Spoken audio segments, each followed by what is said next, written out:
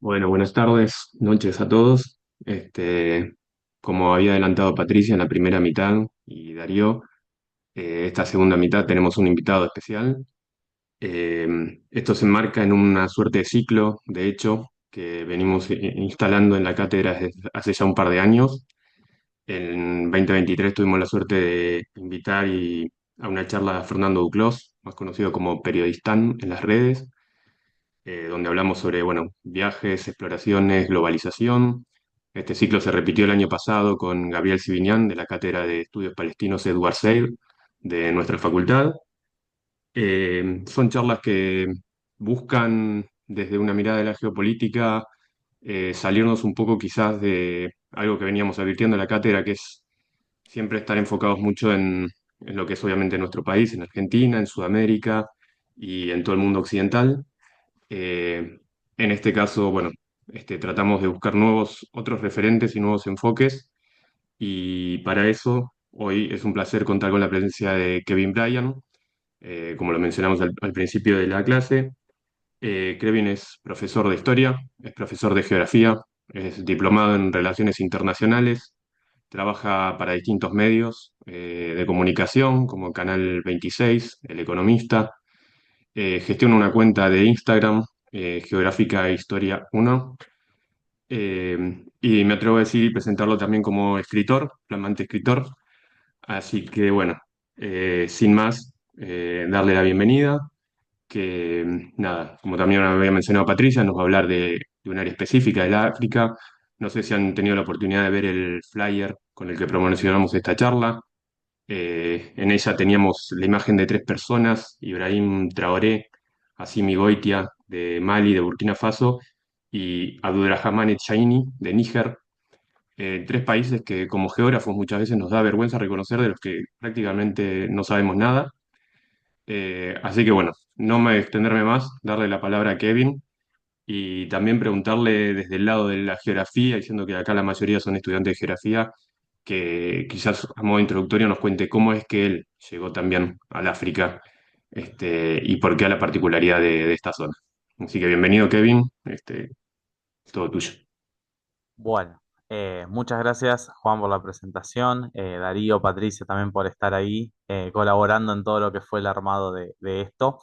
En primera instancia también agradecerle a todos los presentes, porque bueno, vamos a tratar de poner en contexto una región bastante particular, como mencionaba Juan, que tiene características a diferencia quizás de cuando hablamos del África del Norte o del Magreb, que por ahí tenemos más datos o alguna información que por ahí nos llega cruzada, a veces de Libia, o nos llega algo cruzado incluso de Egipto, de Argelia, de Marruecos, países que por ahí los tenemos un poco más presentes. O si nos vamos al extremo sur y hablamos de Sudáfrica, por ahí siempre algo por ahí podemos llegar a conocer por los BRICS, por alguna cuestión mega que a veces tocamos de oído, pero que al fin y al cabo representa parte de ese continente africano. Bueno, en este caso la idea mía es tratar de un poco de ponerlos en contexto sobre lo que es la realidad en el continente africano en la actualidad. Voy a empezar analizando un ciclo en particular, que en este caso es el ciclo de la región del Sahel. Yo ahora les voy a contar en qué consiste esta región del Sahel. Y después voy a hacer un poco también, porque me interesa hacer un poco un ping-pong de qué es lo que está pasando políticamente en África. Entonces vamos a ir haciendo un recorrido por distintos sectores de este continente tan relegado, por lo menos en la agenda general, tanto en nuestro país como también creo yo un poco en América Latina en general, ¿no? Más allá de que tenemos muchas similitudes a la hora de tratar de entender ciertos procesos, pero bueno, indudablemente hay variables ahí que por ahí han hecho que académicamente no encontremos esos espacios de coincidencia con África. Bueno, eso es una cuestión que vamos a tratar hoy por lo menos de despertar un poco ese motor. Y ya que estamos respondiendo un poco lo que también Juan me preguntaba, y como entiendo que también muchos de ustedes recién están arrancando y demás, yo siempre digo que cuando yo empecé estudiando geografía, la verdad que no me hacía la idea ni por asomo de que iba a terminar en algún momento encontrando en el caso de África un estudio que iba a ser mi motivación a la hora de poder avanzar en otras cuestiones, en otros estudios. La realidad que como todos, llegué por la pasión de la geografía general, en mi caso también complementando con la historia, que es otra disciplina que como ustedes sabrán, hay muchos puntos de entendimiento y de articulación, pero bueno, sin mucho más preámbulo, diríamos que los acontecimientos del mundo un poco que me fueron llevando por este interés, en primera instancia en la geopolítica, en lo que está ocurriendo en el mundo, pero entenderlo desde la concepción de por puntos estratégicos del mundo, desde los recursos que están en juego, entenderlo desde una mirada geopolítica y geoestratégica.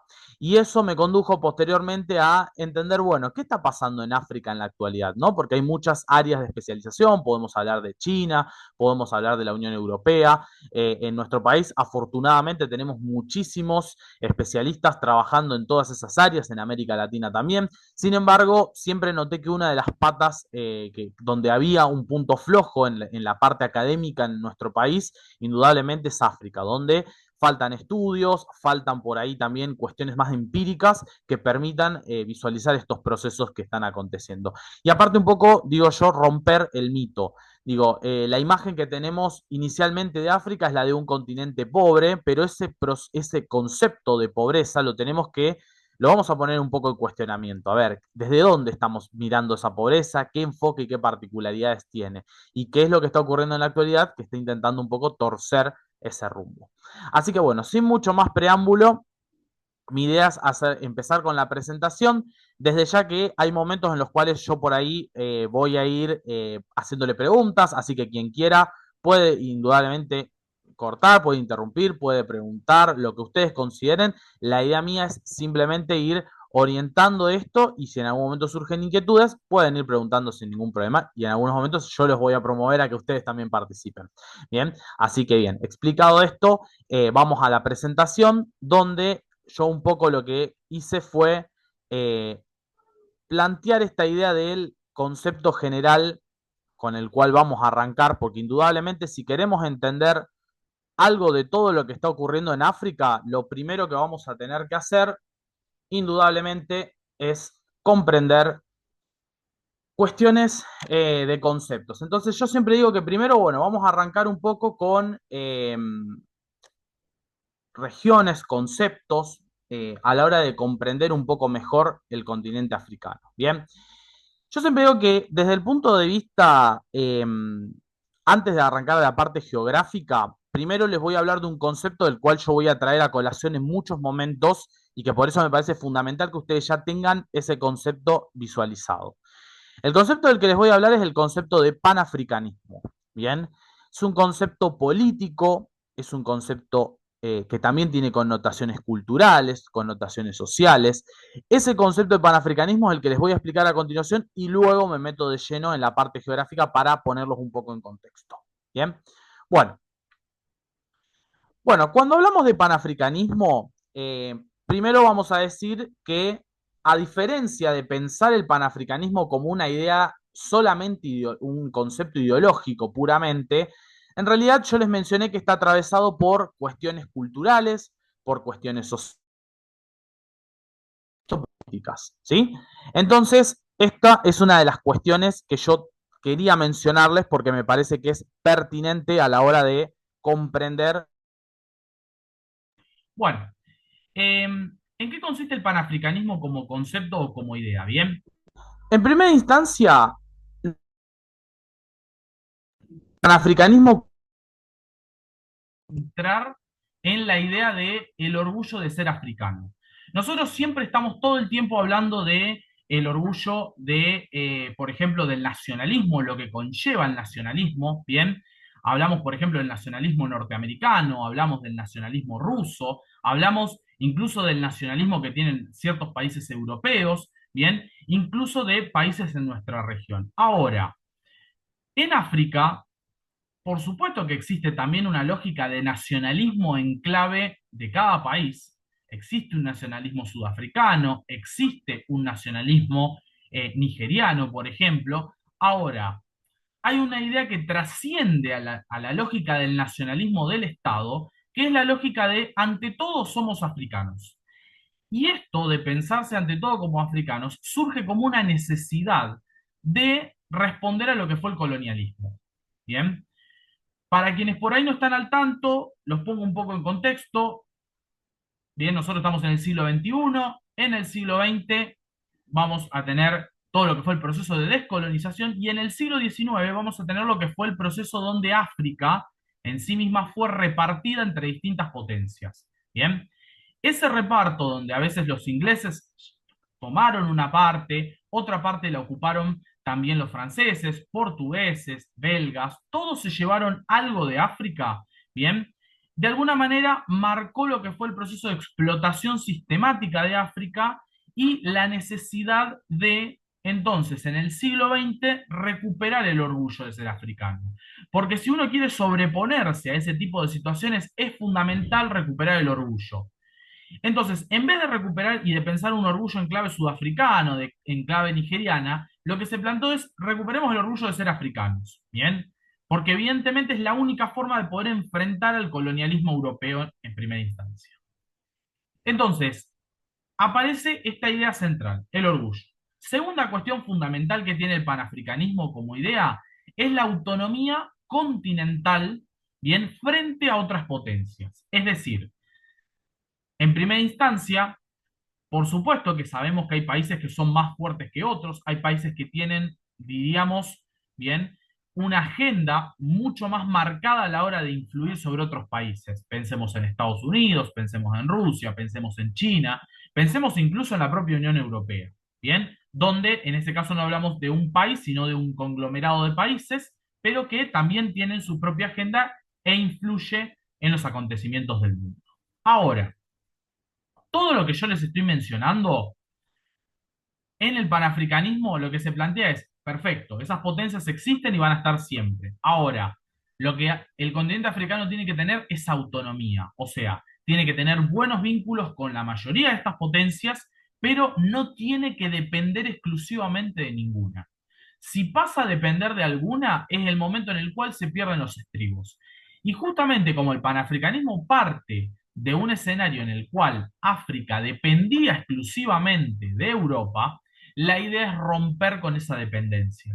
Por eso, si dependencia es el concepto que teníamos antes, ahora vamos a hablar oficialmente, bien, de autonomía. Entonces el panafricanismo busca esta noción de autonomía. Bien, perfecto. Bien, bueno, luego de este inconveniente técnico, retomamos.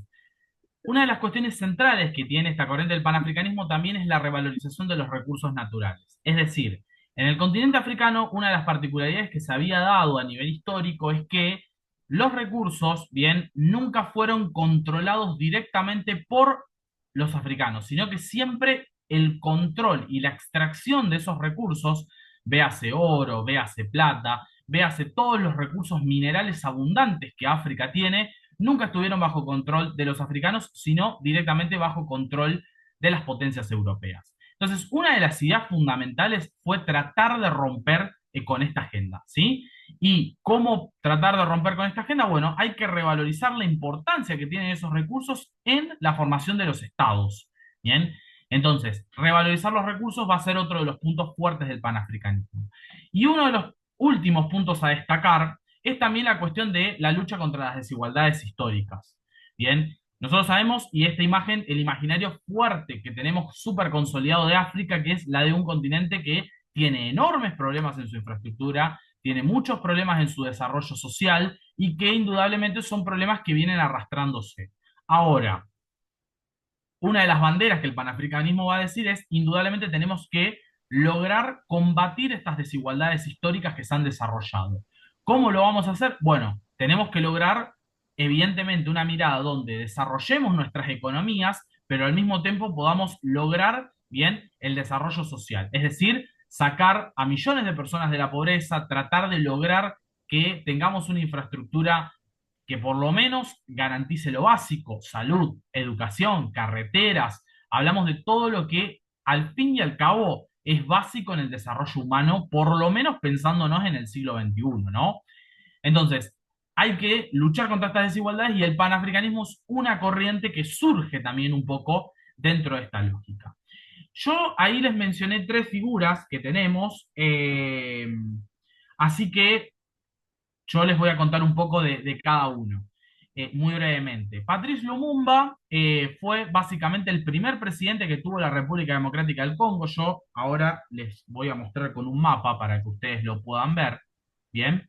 Pero la idea es básicamente que ustedes puedan un poco comprender. Ahí estamos, ¿bien? Bien, nosotros acá vamos a tener la República Democrática del Congo, que es uno de los países más grandes, por no decir básicamente junto a Argelia, los dos más grandes que tenemos en África. Este país se independizó en la década del 60, en 1960 puntualmente, y el hacedor de esa independencia fue este hombre que les mostré acá, Patrice Lumumba. Bien, Patrice Lumumba tenía este tipo de ideas, ideas panafricanistas. Él lucha en ese momento contra los belgas, que eran quienes tenían presencia en el continente, y sobre todo en esa parte del centro de África. Y esta campaña, de alguna manera, en el caso de Lumumba, tiene éxito inicial. ¿Por qué? Porque Lumumba logra que el Congo se independice de Bélgica, pero el problema lo va a tener un tiempo después cuando él avanza con cierta política de nacionalizaciones. Es decir, de empresas que estaban en manos de corporaciones, en este caso belgas, que son las que extraían, por ejemplo, doy un recurso determinado del caucho, bien que se utiliza para los neumáticos, para un montón de cuestiones. Bueno, el caucho, por ejemplo, que lo controlaban los belgas, cuando Lumumba llega, dice, esto tiene que ser patrimonio del Estado belga. Entonces nacionaliza. Eso va a hacer, por supuesto, que Lumumba pasa a ser enemigo declarado de las grandes empresas, en este caso de las grandes empresas de Bélgica, ¿bien? Pero también otras empresas occidentales que operaban en el país.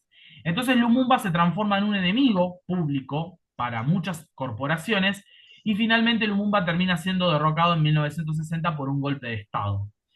El final de Lumumba no es que solamente es derrocado y se exilia, sino que en realidad es derrocado y va a terminar siendo ejecutado, porque es secuestrado, bien, por las Fuerzas Armadas y posteriormente termina siendo ejecutado. De hecho, hicieron desaparecer su cuerpo, bien, como una forma también de enviar un mensaje de que, bueno, había límites que no se podían cruzar. La independencia podía ser, pero el hecho de meterse con los recursos que estaban controlados por estas corporaciones, en este caso europeas, era como un límite que no podía cruzar nadie. Entonces, Lumumba es uno de los referentes más importantes. Después tenemos a Nkrumah, quien lo tenemos en el centro. En el caso de él, referente en Ghana, nosotros acá vengo con el mapa, nosotros acá tenemos a Ghana, ¿sí? Un país mucho más pequeño, pero que está en una zona muy estratégica. Para quienes por ahí están recién conociendo cuestiones de África, este sector, desde el punto de vista económico y cultural, se lo conoce como la Costa del Oro. ¿Bien? ¿Por qué se le dice la Costa del Oro? Básicamente porque es una zona donde se encuentran la mayor parte de las riquezas minerales de África junto a este sector que luego vamos a hablar también. ¿Sí? Entonces, estamos hablando de una región muy pujante en ese sentido. Y bueno, Ghana también avanzó con Nkrumah en ciertas nacionalizaciones. Nkrumah terminó siendo también derrocado por un golpe de Estado y la diferencia, si se quiere, con Lumumba es que él logró sobrevivir, se exilió en otro país y logró sobrevivir, pero estamos en una situación similar. Y el último que tenemos que es Tomás Sankara, que si se fijan es el único que tiene un perfil militar, porque los otros dos son civiles. En el caso de Sankara estamos hablando de un militar, que ahora yo les voy a contar algunas cuestiones. Militar de Burkina Faso, que es este país que nosotros tenemos acá, bien, con sus particularidades. Es un país que hasta la llegada de Tomás Sankara no se llamaba Burkina Faso, su nombre era Alto Volta, ¿sí? Precisamente es Tomás Sankara quien le cambia el nombre y le pone Burkina Faso porque Burkina Faso en el Fulani, que es el dialecto que utilizaba él y el dialecto que más se utiliza en Burkina Faso, significa país de hombres íntegros, ¿bien? Eso significa Burkina Faso. Entonces, él da como una reivindicación a los dialectos locales, a las tradiciones locales. En el caso de Sankara, bueno, él da su lucha contra los franceses, ¿sí? En el sentido de que también avanza con nacionalizaciones y demás, y finalmente también termina siendo derrocado en el año 1987 con, igual que en el caso de Lumumba, el asesinato de su figura, porque termina siendo asesinado, siendo traicionado por una de sus figuras más cercanas, que era su mano derecha. quien después va a ser el presidente de ese país. Entonces, yo les menciono estas tres figuras como para que ustedes vayan familiarizándose con la idea de lo que implica el panafricanismo, ¿sí? Es la idea fundamentalmente de enfrentar o de confrontar con, por ejemplo, esto que les venía mencionando, ¿no? La agenda de ciertas potencias. Bien, ahora que explicamos el concepto de panafricanismo, me puedo meter un poquito más a hablar de lo que es en la región del Sahel y de algunas cuestiones. Pero antes de hablar del Sahel, ahora sí me meto de lleno en el mapa, porque lo que les quiero comentar tiene que ver con la regionalización tradicional que hacemos de África. Bien, nosotros de África podemos armar muchas clasificaciones, bien, porque realmente podemos tener en cuenta factores religiosos, culturales, políticos, etcétera. Esta clasificación que vamos a ver es básicamente más que nada la clasificación política, bien, y económica que tenemos de África. Ahora, desde el punto de vista cultural, si nosotros quisiéramos trazar, la realidad es que África se dividiría en dos grupos, bien, si lo armamos desde el punto de vista cultural. Vamos a tener un sector de África que va a ocupar todo esto que nosotros vemos acá, que implicaría Egipto, Libia, Túnez, Argelia, Marruecos, Sahara Occidental, Mauritania, parte de Mali, parte de Níger, parte de Chad y Sudán. Todo este sector que estamos viendo nosotros acá, bien, lo conoceríamos como el África árabe. Bien, ¿cuál es su característica central en este caso? Bueno, fundamentalmente que la población asentada ahí tiene raíces árabes y fundamentalmente que la religión que predomina en todo este sector del norte de África es la religión islámica. Bien, entonces ese es el factor central que nosotros vamos a encontrar en este caso. Desde el punto de vista cultural, ahí tenemos uno de los factores, África árabe. Ahora, desde el Sahara, por tomar como una referencia geográfica al sur, vamos a encontrar el resto del continente africano, que tiene diferencias entre sí, pero que desde el punto de vista cultural nosotros lo vamos a clasificar como el África subsahariana. ¿Bien? O sea, el África que está ubicado al sur del desierto del Sahara. ¿Sí? Y donde ahí, bueno, tenemos componentes tribales, hay un mayor peso del cristianismo porque el cristianismo está un poco más asentado por la colonización europea, ¿sí? Entonces vamos a tener una diferencia bastante significativa acá en relación a lo que hablábamos antes, del factor del África árabe. Entonces, desde el punto de vista cultural, dos Áfricas, África árabe, África subsahariana. Dejando de lado esa clasificación, que es puramente cultural, nos metemos de lleno en lo que es la clasificación política y económica. Entonces acá nosotros vamos a hablar de un sector que es el norte de África, compuesta por los países que están en amarillo, ¿sí? Tenemos otro sector que va a estar conformado por lo que llamamos o lo que denominamos como el África Occidental, en celeste. Fíjense que acá son muchos países, porque muchos son países pequeños, Benín, Togo, Gambia, Guinea-Bissau, etcétera. Son todos países muy pequeños en algunos casos, pero que forman parte entonces de este sector. Que recuerden, yo les había mencionado que es una región muy rica en recursos minerales. El África Oriental, de este lado, ¿sí? Donde tenemos la presencia de varios países bastante resonados, Kenia, Tanzania, ¿sí? Países bastante importantes, hasta Madagascar, que también forma parte. El África Central, que es un sector muy complejo, ¿bien? Del África, o sea, la mayor parte de los conflictos que nosotros vamos a encontrar en África la vamos a encontrar acá en la parte naranja, donde tenemos el África Central. Y en última instancia, me animaría a decir la parte más ordenadita de África desde el punto de vista político, básicamente porque no hay grandes situaciones conflictivas, no hay grandes conflictos armados, no se detectan situaciones que hoy impliquen una desestabilización política y donde los índices económicos son bastante más altos que en otros países, que sería básicamente acá, África del Sur, Sudáfrica, Botsuana, Namibia, Lesoto y Suazilandia. ¿Bien? O Eswatini.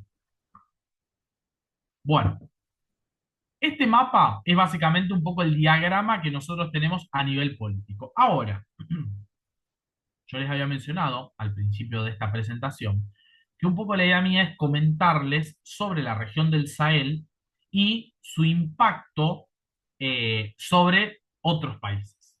Entonces acá voy a hablarles un poco de lo siguiente. Para esta parte yo les dije entonces clasificaciones culturales en primera instancia y segundo la clasificación político-económica.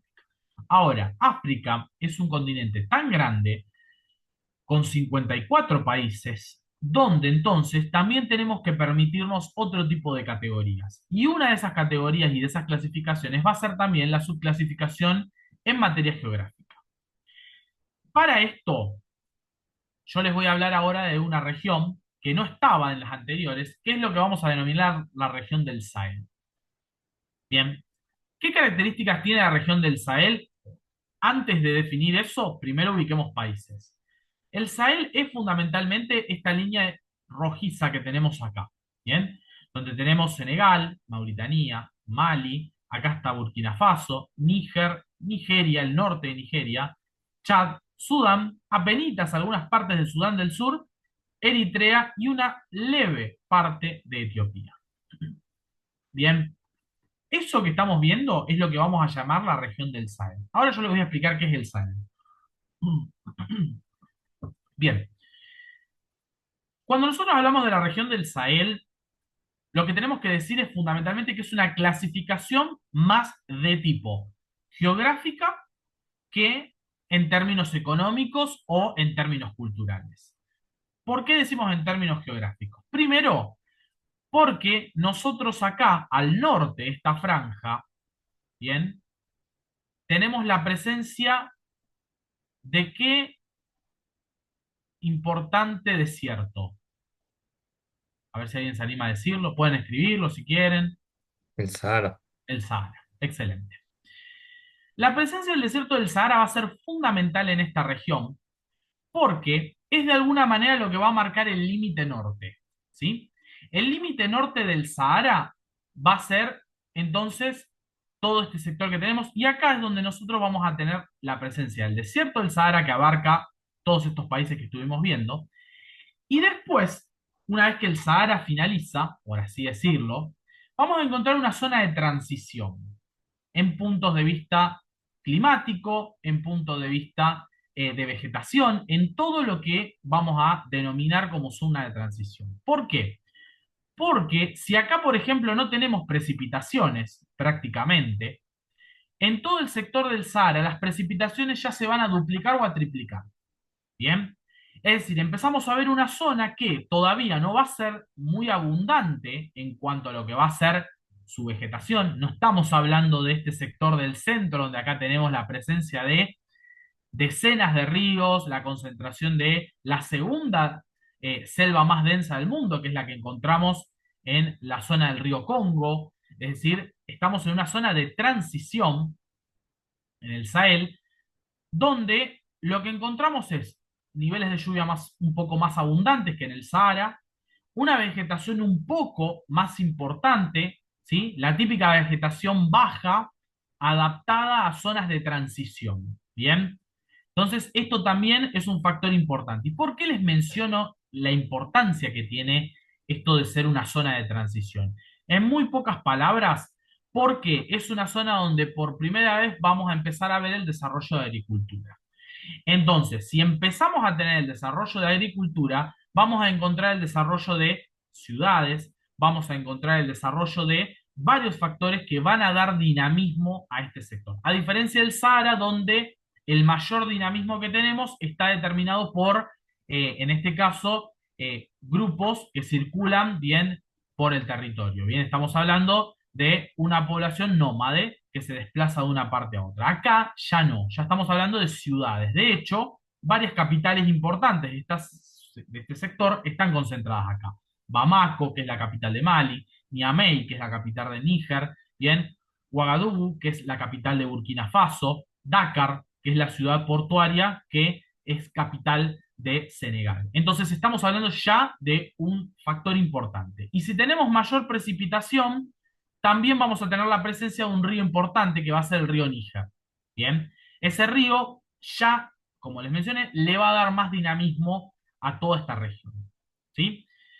Bueno, esto se los mencioné desde el punto de vista geográfico, desde el punto de vista climático y demás. Ahora, desde el punto de vista cultural, también esta región es una región muy interesante ¿Por qué? Porque es una zona de transición entre el mundo árabe y el África subsahariana.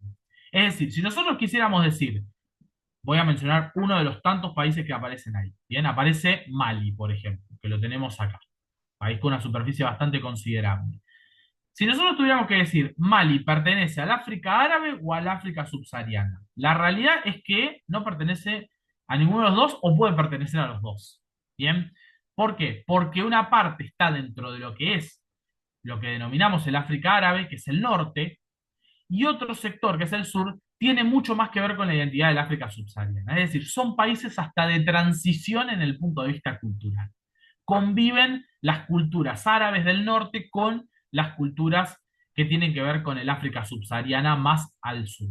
Bien, esto implica que, retomo el caso de Mali, mientras acá vamos a tener comunidades musulmanas, hay sectores del sur de Mali donde tenemos comunidades cristianas. Bien, es un mismo país donde conviven, bien, comunidades que tienen que ver con distintas tradiciones. Esto se repite en Burkina Faso, se repite en Níger, se repite también en Chad, ¿sí? Y en Senegal ni hablar, porque Senegal encima tiene la particularidad de que como es un país con salida al mar, básicamente el único junto a Sudán y a Eritrea, que son parte de esta región y que tienen salida al mar, eh, tiene también factores de poblamiento que son distintos, ¿sí? Otro factor que les quería mencionar a esta región del Sahel tiene que ver con la cuestión de que esto se va a repetir después. Son países que tienen fundamentalmente muchos problemas a la hora de lo que es sus exportaciones. O sea, son países que no tienen una salida al mar directa y que sí o sí necesitan la mediación de alguien para que sus exportaciones puedan llegar a otros países. Bien, si yo estoy en Níger y quiero que mis productos lleguen a otro país que no es uno limítrofe, necesito sí o sí pasar por otro país, por otro territorio. Entonces, eso va a ser también una complicación que se va a repetir, sobre todo en el caso de Mali, en el caso de Burkina Faso, Níger y Chad, que son estos cuatro países que van a tener ese problema muy claramente definido. Después lo vamos a charlar un poco mejor. A mí solamente me quedó la duda de por qué se la llama región del Sahel, de dónde viene la palabra Sahel. Bien, está muy buena la pregunta. La región del Sahel es en realidad una transposición que se realiza en los dialectos locales a lo que son los habitantes ubicados al sur del desierto del Sahara. O sea, es básicamente una tradición, es un derivado de dialectos locales que justamente toma un poco la palabra del desierto del Sahara, básicamente en esos términos. Yo quería hacer una pregunta. ¿Sí? Quería consultar si el conflicto entre Sudán y Sudán del Sur es un conflicto relacionado con esta cuestión del Sahel y la identidad islámica y la cristiana. Excelente. Muy buena pregunta. Bueno, como ustedes sabrán, Sudán del Sur es actualmente el estado más joven del mundo, se independizó en 2011, hasta coincidimos en fecha de independencia, porque es 9 de julio del 2011, o sea, ellos se independizaron el mismo día que nosotros, una particularidad que se da.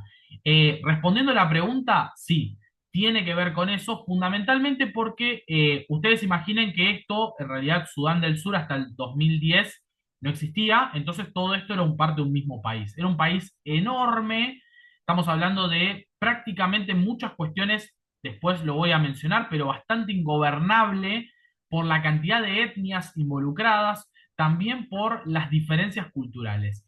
Y en esos términos, Sudán del Sur hoy es un país donde lo que predomina, más allá de una etnia en particular, que es la que está asentada ahí de manera muy firme, que es la que controla el poder, tiene como particularidad que sí, es más cristiana en sus creencias frente a una república de Sudán, que es el resto, donde lo que predomina es la cultura árabe, donde lo que predomina precisamente es esta tradición, bien, islámica. Entonces, el conflicto tuvo en su momento un componente étnico, por un lado, dos etnias que confrontaban por el poder, pero más allá de eso también hay factores religiosos que fueron transversales. En el caso de Sudán del Sur, como mencionábamos, con una tradición más cristiana, mientras que el resto de Sudán, ¿sí? Con una tradición más árabe e islámica. Bien, entonces, sí, hay un componente fuertemente religioso atravesando esta cuestión. Después, igualmente voy a hablar de Sudán en una partecita porque siempre tiene sus apartados y que merecen hablar porque hoy es un país que está en una guerra civil. Esta región, desde el punto de vista económico y desde el punto de vista de su desarrollo social, la realidad es que tiene una gran contradicción. Es una región muy rica en distintos recursos. Yo les voy a hablar, por ejemplo, de Níger, que para que ustedes hagan una idea, Níger es el segundo productor de uranio en África. El uranio, como ustedes se imaginarán, es fundamental para la industria o para lo que es la energía nuclear. Bien, o sea que es, diríamos, un mineral muy buscado y muy codiciado en el mercado internacional. Níger, que fue una colonia francesa, aclaro. Igual que Mali, igual que Burkina Faso, igual que Chad. O sea, estamos hablando de todas colonias francesas. Senegal también. ¿Bien? Y Mauritania también. Estamos hablando de todo este sector controlado por Francia, históricamente. ¿Bien? Y después, bueno, ya a partir de la década del 60 como países independientes. Ahora, que fueran países independientes no significa que su agenda económica fuera la de un país independiente. Y ahí me detengo un segundo. Desde el punto de vista político, son países independientes desde la década del 60, tienen su propio presidente, tienen su propio primer ministro, tienen su parlamento, tienen democracias que son frágiles, que van y que hay momentos donde hay golpes de Estado, hay algunos periodos de estabilidad, otros de muchas crisis, ¿bien? Pero siempre hay un factor que se va a repetir desde la década del 60 hasta el 2020, que es el factor de que Francia se mantiene fuertemente presente en la región. ¿Cómo lo hace? De dos maneras. La presencia de Francia se mantiene de dos maneras. Primer factor importante, presencia económica. ¿Cómo lo va a hacer? Mediante, por ejemplo, sus empresas. Las empresas francesas van a seguir operando en la extracción de recursos en esos países. Y prácticamente van a tener el monopolio. ¿Sí? Eso también es fundamental que lo tengamos en cuenta. Es decir, hablamos de empresas francesas, por ejemplo, que operan acá en Níger y que no tienen competencia. Ni siquiera opera una empresa, no sé, neerlandesa o una empresa china o una empresa, no sé, británica. El monopolio lo tienen los franceses desde el punto de vista comercial y económico. Bien, eso por supuesto es porque fue una de las cláusulas que Francia negoció. Yo te concedo la libertad desde el punto de vista de que vas a ser un país independiente, pero yo me quiero quedar con los negocios económicos. Y por supuesto que muchos de estos países aceptaron en aquel entonces. Primera cuestión, entonces, lo que les mencioné. Y segundo factor importante, me había olvidado particularidades que se va a desarrollar también en toda esta región, que es la dependencia monetaria. O sea, estos países no tienen moneda propia. Vieron que nosotros acá tenemos el peso argentino, Brasil tiene el real, bien, vamos a Chile y tiene el peso chileno, Uruguay, peso uruguayo. Todos estos países que yo les estoy mencionando no tienen moneda propia, ¿sí? No tienen moneda propia. La moneda que tienen se llama franco CFA, ¿bien? Esa es la moneda que ellos tienen. Sin moneda propia, una moneda unificada que la van a tener todos, que se llama el franco CFA.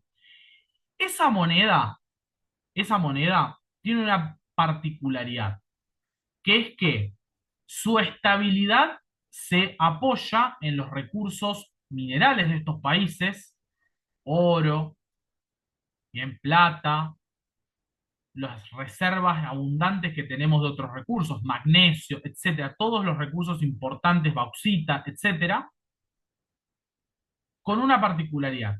Esos recursos que van a darle estabilidad a la moneda no se quedan en los países africanos. Va a ser enviada a Europa y más precisamente ¿a dónde? A Francia. Bien, porque el que va a producir la moneda de estos países es Francia. ¿Sí? O sea, repito, la moneda que utilizan Mali, Níger, Chad, todos estos países, no la producen ellos. Es una moneda que se hace en Francia. Entonces, para que vayamos teniendo una idea de la dependencia que se genera en este sentido. ¿Bien? Bueno, esto como para ir más o menos aproximándonos a toda esta cuestión. ¿Sí? Bien, una cuestión más que les quería mencionar es que yo les dije la parte económica y les dije que había una parte más, que es la parte militar. En la parte militar, Francia mantuvo sus tropas en todos estos países. ¿Sí? En todos estos países, Francia mantuvo sus tropas, guarniciones chicas, a veces de 3.000, a veces de 4.000 hombres, pero en todos los países había tropas francesas. Entonces, es una independencia bastante limitada la que tienen realmente estos países cuando originalmente se independizan. Tienen su presidente, tienen sus autoridades, pero no tienen moneda propia, no tienen control directo sobre sus recursos y tampoco tienen su propia seguridad, diríamos, asegurada. ¿Por qué? Porque la seguridad en este caso depende de un ejército extranjero, que es el ejército francés. En pocas palabras, dependencia en todos los sentidos, salvo en el político. Es el único en el que no. Diríamos una independencia como para agarrar con pinzas. Todo esto se los menciono como una introducción para lo que viene a continuación, que es justamente el proceso que está cambiando en esta región. Bien, les voy a hablar a continuación de otro de los acontecimientos fundamentales. Bueno,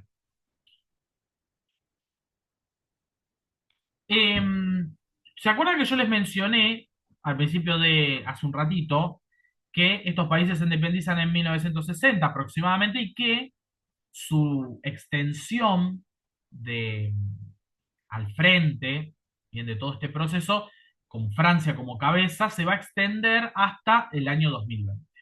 ¿Qué ocurre en el año 2020? Bueno, ustedes lo recordarán porque no fue tampoco hace tanto, fue hace solamente 5 años, pero mientras nosotros estábamos encerrados en una situación con la pandemia, que nos pasó a nosotros, pasó en Estados Unidos, pasó en Europa, pasó en muchos países de Asia, bien, la realidad es que los efectos de la pandemia en África fueron muy leves, para fortuna del continente africano, que ya tiene otros problemas además. Pero en este caso, la pandemia no afectó prácticamente ni el ritmo económico ni el ritmo, diríamos, político en África. Bien, mientras acá, diríamos, se paralizó todo, no podemos decir lo mismo en este caso con lo que les estaba mencionando. En África el fenómeno es distinto. Y es tan distinto que se van a producir una serie de golpes de Estado en estos países que les estuve mencionando. En el año 2020 se produce un primer golpe de Estado en Mali. Vuelvo para atrás, juego con el mapa. Año 2020, golpe de Estado en Mali. Mali, un país que estaba enfrentando un problema muy grande en relación a su inseguridad interna porque muchos atentados terroristas, mucha desestabilización política en general, ¿bien? Y encima la dependencia económica de Francia. O sea, un país que estaba, diríamos, al borde de pasar a ser considerado un Estado fallido. O sea, un Estado que no puede garantizar lo básico. Un Estado que está hasta su supervivencia en duda. En el año 2020 se produce un golpe de Estado acá en Mali, y el que va a llegar al poder va a ser Assimi Goïta, quien yo ahora les voy a mostrar después en una imagen. Ese golpe de Estado va a tener particularidades, como por ejemplo que el gobierno de Mali, una de las primeras medidas que va a tomar, el nuevo gobierno de Mali, que es un gobierno de facto, va a tomar la decisión, por ejemplo, de decirle a los militares franceses, bueno, no nos interesa más su presencia acá, vamos a poner fin a los acuerdos de cooperación militar, nosotros queremos que ustedes se retiren de acá. Bien, bueno, los franceses en ese momento, para no tener mayores complicaciones, lo que hicieron fue retirarse, bien, sobre todo porque los franceses no imaginaban lo que iba a venir posteriormente. El hecho de que Francia haya cedido en ese momento y haya retirado sus efectivos de Mali fue un impulso fundamental para el proceso que ocurrió luego. Yo les dije en el 2020 y 2021, porque el golpe se extiende hasta el 21, tenemos un golpe de Estado en Mali. En 2022 vamos a tener un golpe de Estado acá, en Burkina Faso, mucho más chiquito, ¿bien? Con una situación de seguridad bastante complicada también, y con el mismo sentimiento. Cuando yo les estoy describiendo todo esto, ustedes imaginen una población civil que está realmente muy cansada de la presencia francesa, ¿bien? O sea, donde realmente lo que dicen es, nosotros no nos estamos pudiendo desarrollar y Francia está metida en absolutamente todos los asuntos de nuestro país, porque influye en la economía, influye en las finanzas, influye en las cuestiones militares, influye hasta en los candidatos que tenemos que elegir como presidente. Entonces, el enojo de la sociedad civil hace que todos estos golpes de Estado que yo les voy a mencionar tengan mucho apoyo popular, ¿sí? Sobre todo, mucho apoyo de las juventudes. Me refiero población que va desde los 16 hasta los 23, 24 años. Estamos hablando de una franja etaria donde el apoyo a la idea de poner fin a la presencia francesa va a ser fundamental. Son golpes de Estado que no es que no tienen apoyo de nadie o son solamente gestados desde las Fuerzas Armadas. Tienen mucho apoyo popular. Entonces en Burkina Faso en 2022 tenemos un golpe de Estado y en Níger en 2023. Fíjense que Mali, Burkina Faso, Níger. Como un dominó, diríamos. 2020, 2021, Mali, 2022 Burkina Faso, 2023 Níger. Efecto dominó. Distintos países históricamente dominados por Francia empiezan a cambiar en su agenda y empiezan a desafiar un poco esa agenda tradicional. Yo acá les menciono algunas cuestiones que son centrales. Siempre vamos a estar hablando de gobiernos de facto, ¿bien? Gobiernos que, en líneas generales, ¿sí? Son gobiernos militares, gobiernos que llegan por la fuerza, que igualmente tienen apoyo popular, pero nunca nos tenemos que olvidar que no es mediante el proceso democrático, es un proceso de irrupción violenta en el poder.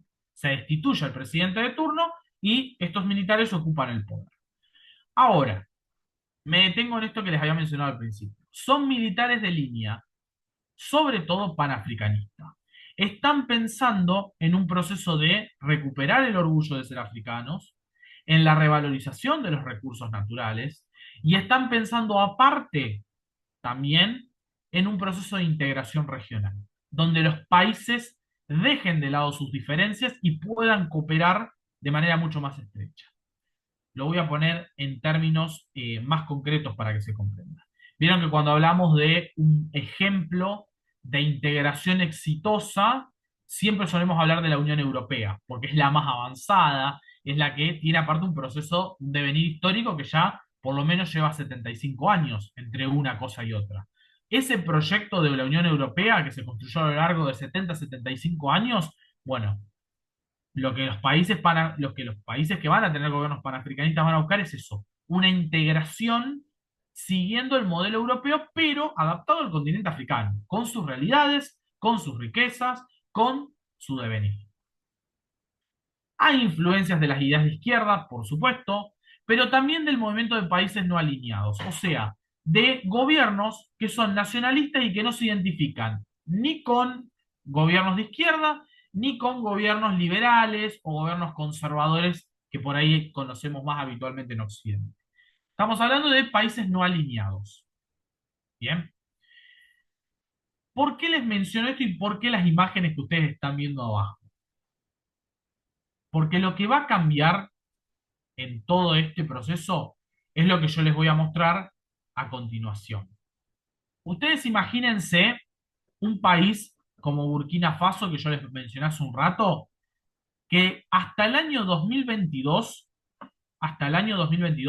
importaba, ¿sí?, el 70% de los alimentos que se consumían en el país. O sea, no producía sus alimentos. ¿Bien? Una de las cuestiones que se va a intentar cambiar con este tipo de gobiernos es, por ejemplo, eso.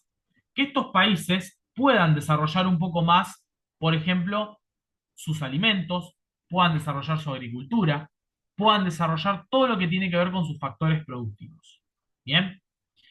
Entonces, lo que ustedes están viendo acá es una imagen de este año, donde por ahí a nosotros nos parece una pavada, pero pensemos que Argentina es un país productor de alimentos desde hace muchísimo tiempo, básicamente desde que tenemos el modelo que nosotros denominamos el modelo agroexportador, ¿sí?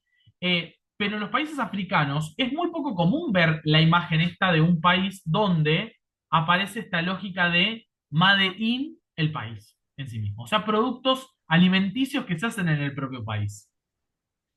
Esto es algo que, por ejemplo, con el proceso que les voy a mencionar, está cambiando.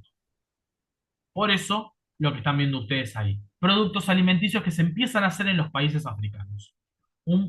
Una región muy pobre, muy relegada históricamente, que está empezando a por lo menos tomar la punta con algo. Otra cuestión importante. Acá, ahora lo voy a abrir a una pregunta para ustedes. Yo les mencioné que esta región es muy rica en distintos recursos naturales. Bien, y en recursos minerales específicamente.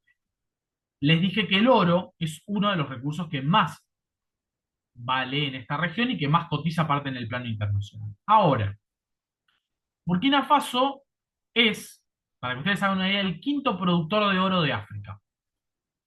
Hasta el año 2022 era también el quinto productor de oro de África, hasta este golpe de Estado. ¿Cuántas Acá viene mi pregunta central, puede responderla cualquiera si alguien quiere voluntariamente. ¿Cuántas reservas de oro creen que tenía Burkina Faso hasta el año 2022? Estamos hablando en toneladas. ¿Cuántas toneladas de oro creen que tenía reservas de oro Burkina Faso hasta el 2022? Probablemente nada. Excelente. Nada. Cero. La cifra de cero. No tenía reservas de oro. Ahora, ¿saben cuántas son las reservas de oro que tiene Francia hasta el año pasado? ¿Cuánto les parece que puede tener Francia de oro acumulado? ¿Eso de Burkina 4.000 Faso o de las que tiene Francia acumuladas a lo largo de la historia?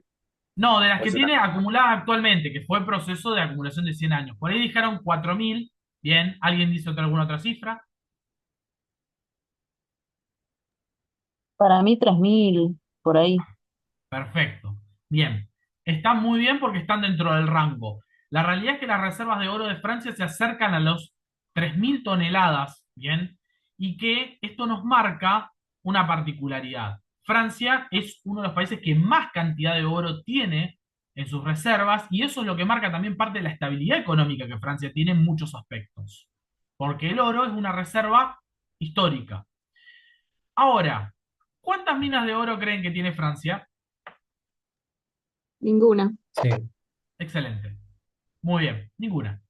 No hay minas de oro en Francia. Entonces, si Francia tiene esas reservas, es prácticamente porque desarrolló durante un siglo y medio lo que denominamos una práctica extractivista, ¿sí? De, obviamente, extraer ese recurso, llevarlo, industrializarlo en Francia, y lo que quedaba en estos países, que en primera instancia eran colonias, después pasaron a ser países independientes, era algo de infraestructura que se hacía periódicamente, algún ferrocarril, algún puerto, alguna, en el Sahel ni siquiera podemos pensar en puertos, porque prácticamente salvo el caso de lo que les mencioné de Sudán o de Senegal, ni siquiera de puertos podemos hablar.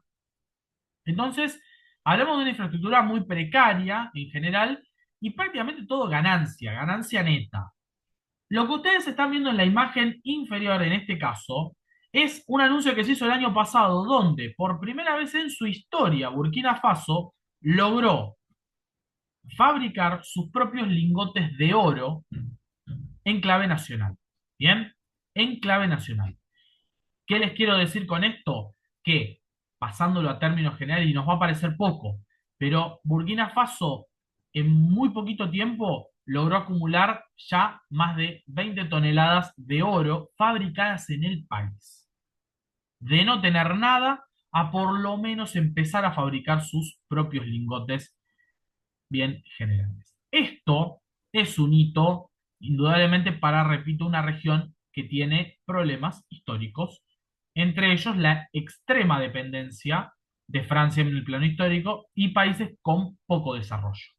Bien, todo esto como para que vayamos adentrándonos.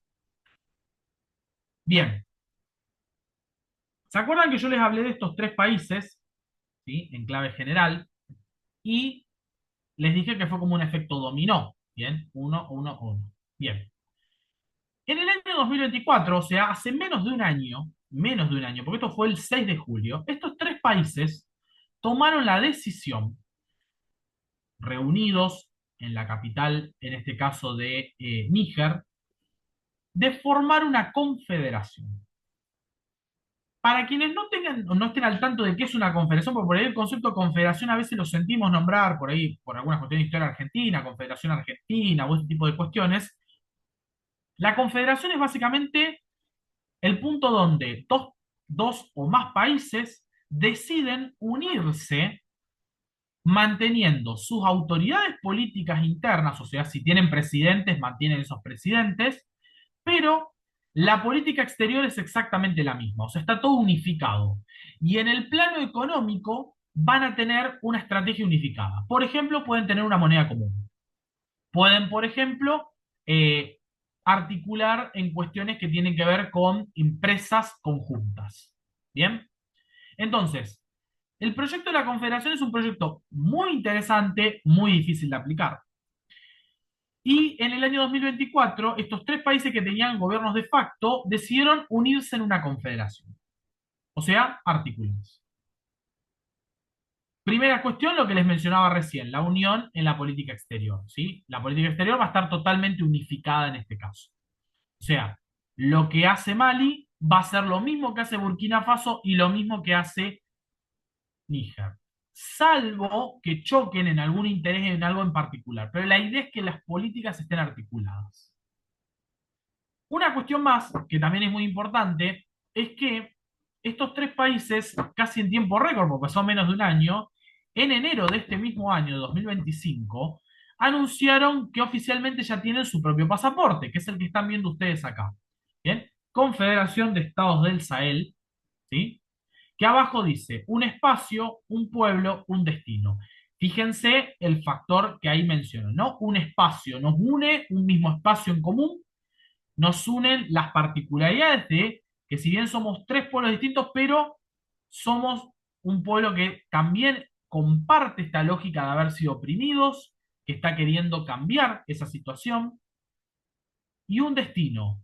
Este destino, diríamos, es quizás la confederación, el destino de unidad. Bien. Para que ustedes hagan una idea, hoy un habitante que vive acá en Níger quiere entrar a Burkina Faso, con el pasaporte puede entrar sin ningún problema.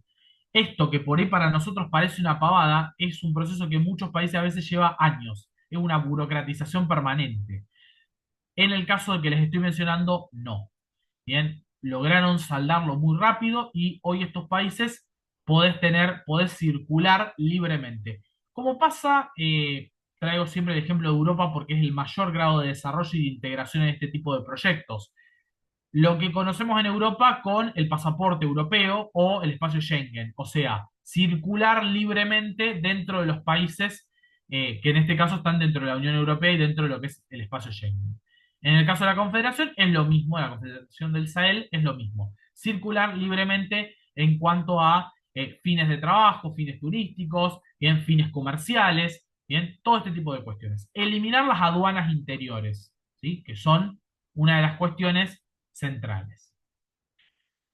También estos países anunciaron hace poquito la creación de un banco común, o sea, un banco para poder financiar proyectos de infraestructura que tenga que ver, por ejemplo, con la construcción de carreteras, con la construcción de ferrocarriles, o sea, cubrir ese déficit que teníamos en materia de infraestructura.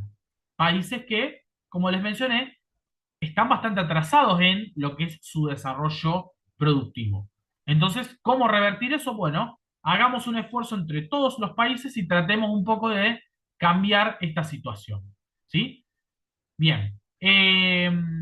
Otra de las cuestiones que les quería mencionar, paso a lo siguiente, tiene que ver con las políticas de nacionalizaciones. ¿Sí? ¿Se acuerdan que yo les mencioné al principio que el panafricanismo tiene como característica central esto de las nacionalizaciones y de la revalorización de los recursos? Bueno, esto se va a manifestar en ejemplos muy concretos. En Burkina Faso vamos a tener la nacionalización de algunas minas de oro. Ahora les voy a explicar cuál es la cuestión y la clave de esa nacionalización. En el caso de Níger vamos a tener el uranio, como les había adelantado, y en el caso de Mali, el litio. ¿Por qué les menciono estos tres casos en específico? En el caso de Burkina Faso, ¿cómo se hizo la nacionalización? Bueno, primero el gobierno burkinés lo que hizo fue ver que había determinadas empresas que registraban deudas con el Estado. Estas deudas, lo que el Estado burkinés dijo es, a ver, tenés que pagar tu deuda, tu compromiso asumido. ¿Qué hicieron estas empresas? Dijeron, la verdad, en este momento nuestras operaciones están teniendo ciertas limitaciones y no podemos pagarte. En ese caso donde no se puede pagar, lo que el gobierno burkinés hizo fue avanzar en la nacionalización, que está contemplada en el Código Minero de Burkina Faso, donde si la suma de una deuda es muy alta, estos países pueden avanzar en la nacionalización. El caso de Burkina es uno de los más emblemáticos, porque avanzó con la nacionalización de algunas, no de todas las minas de oro, porque los que tienen sus compromisos al día no se los toca. Coexiste en este sentido el Estado con el privado. Hay una política de coexistencia. Ahora, si una empresa adeuda mucho, en este caso se avanza con la nacionalización, porque está contemplado entre lo que es el código minero de estos países. En el caso de Níger tenemos una situación parecida, bien, con el uranio, bien, fundamentalmente porque las deudas que la empresa francesa que operaba ahí, que era Orano, tenía con el gobierno burkinés, con el gobierno nigerino, era una deuda enorme.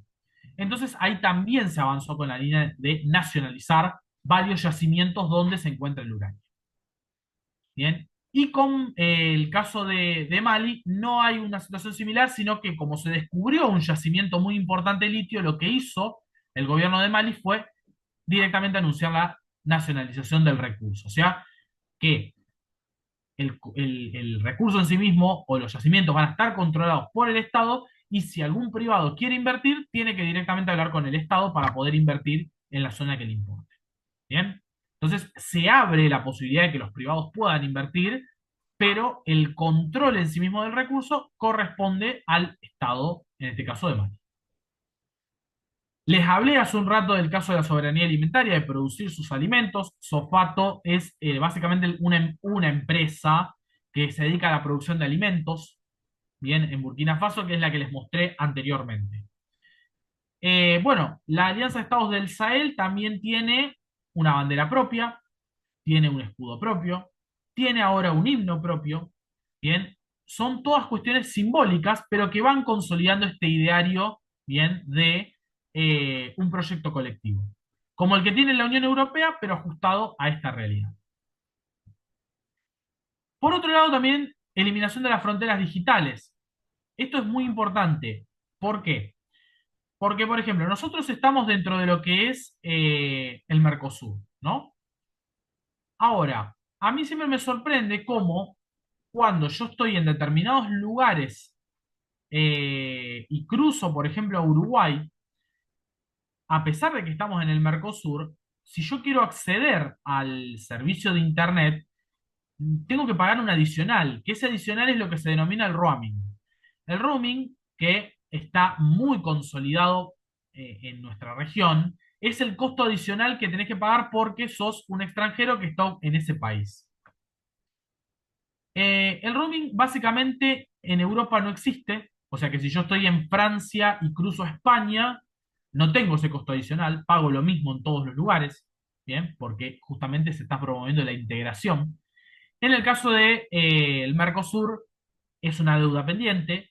Y fíjense que esta confederación del Sahel que yo les estoy hablando, una de las cosas que hizo fue esto, eliminar el roaming. O sea, que si yo estoy en Mali y voy a Burkina Faso, una de las situaciones que se está viendo es que no tengo costos adicionales.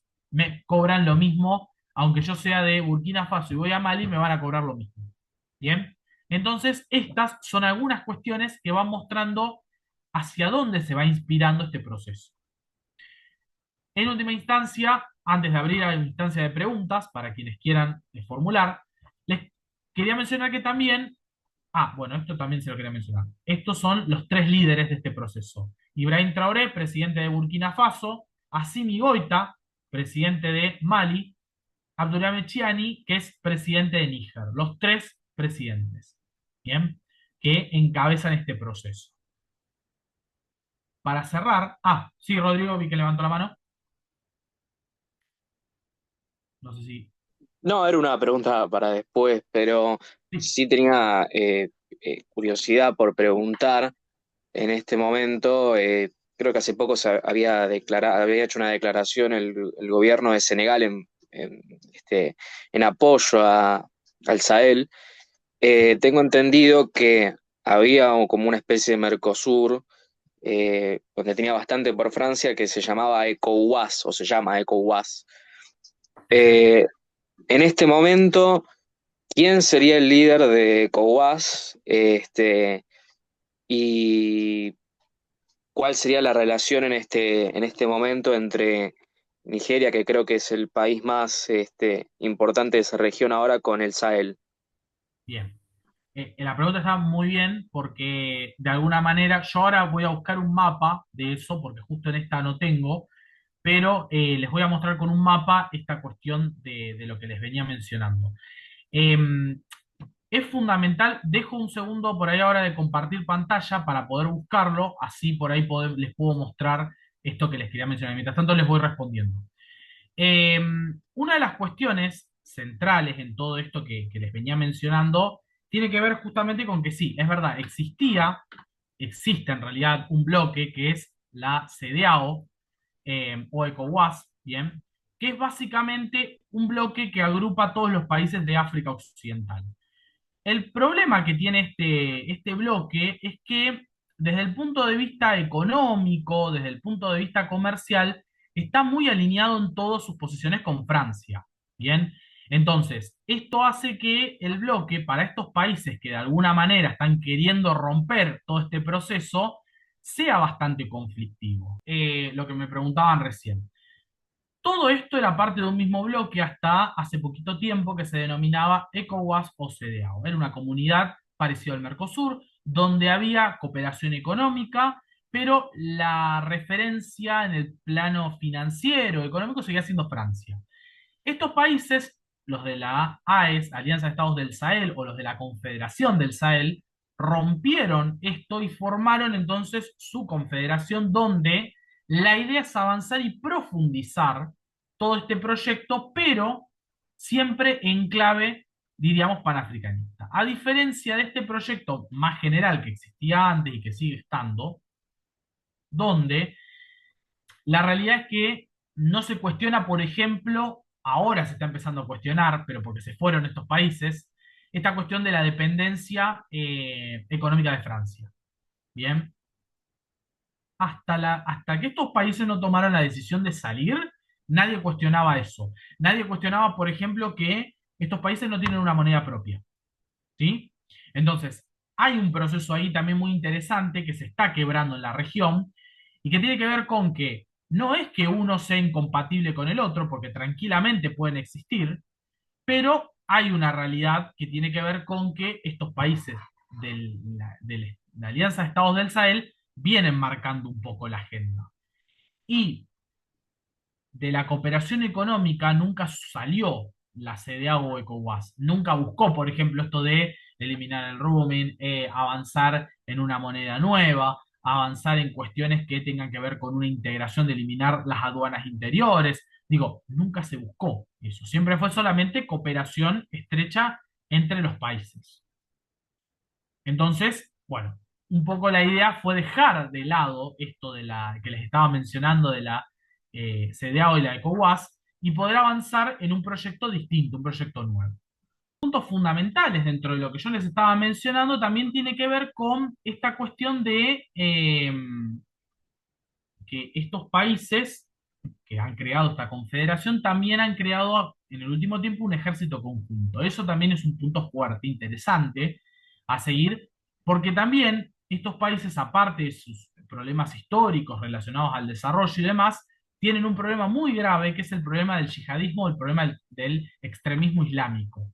Bien, básicamente porque es una zona donde opera un grupo que se llama JNIM, que es básicamente Al Qaeda operando en el Sahel, y el Estado Islámico, que también opera en esta zona. O sea que tenemos grupos extremistas que todo el tiempo están realizando atentados, que todo el tiempo atentan contra la vida de civiles y que, bueno, representan un desafío para la seguridad de esta región, un desafío que es de los más complejos, porque la región del Sahel es hoy por hoy, a nivel de terrorismo internacional, la región más peligrosa en términos de terrorismo internacional.